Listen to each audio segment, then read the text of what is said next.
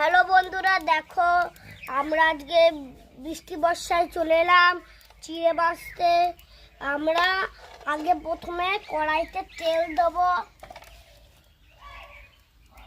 তেল দিয়ে দিলাম একটু, আর একটু দিতে হবে। দেখো বন্ধুরা, দিয়ে দিচ্ছি তেল। এবার এইগুলোকে ভাজতে দিই আমরা।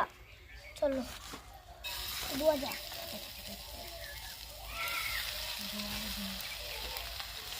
তো ভাজতে দিয়ে দিচ্ছি আমরা। এখন নাড়তে হবে, আর একটু ভাজলে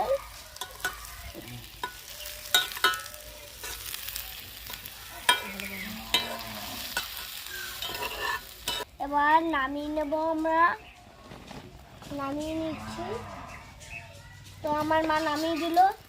এবার আমি তুলে এবার ওইখানে